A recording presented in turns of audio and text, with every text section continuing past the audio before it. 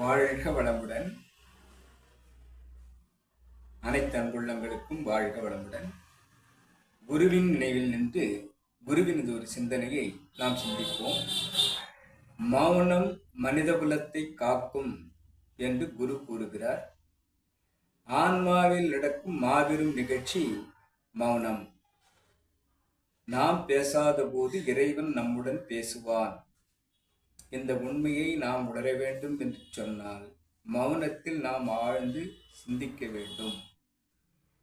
எண்ணங்கள் எங்கிருந்து வருகின்றன என்று கூறும் குரு, எண்ணங்களின் தொகுப்பு மனமாக இருக்கிறது.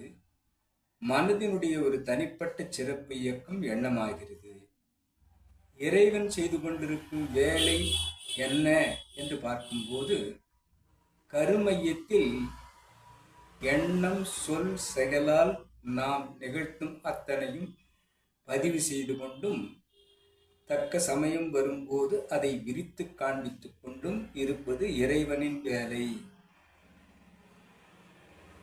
அப்போ ஜீவகாந்தம் என்று சொல்லக்கூடிய ஒரு காந்தத்தை நாம் தெளிவாக்குகிறோம் மௌனத்தில்.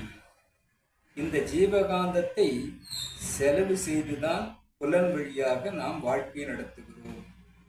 அப்பொழுது ஜீவகாந்த இழப்பை சேமிப்பாக்கும் ஒரு நிகழ்வு மௌனமாகும்.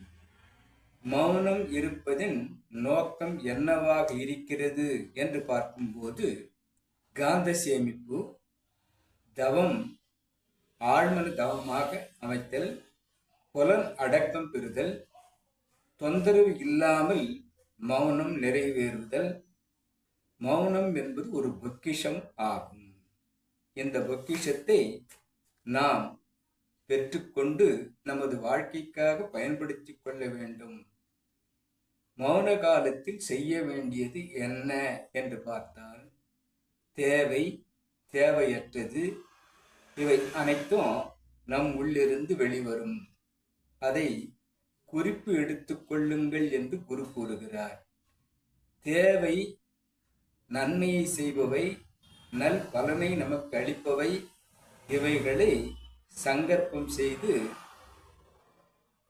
நம் வாழ்வில் சிறப்புறச் செய்யுமாக என்று இறைவனிடம் சங்கற்பம் வைக்கவும், தேவை இல்லாதவற்றை இனி இது தேவையில்லை என்று நாம் அவற்றை தவிர்க்கவும் சங்கற்பம் வைத்து வாழ்த்துதல் கூறுவதற்கும் மௌனம் ஓர் சிறந்த அமைப்பாகும் என்று கூறும் குருவை நாம் சிந்திப்போம். அனைத்து அன்புள்ளங்களுக்கும் வாழ்க வளமுடன். இறைநிலைக்கும் குருநிலைக்கும் நன்றி பாராட்டி நிறைவு செய்கிறேன். வாழ்க வளமுடன்.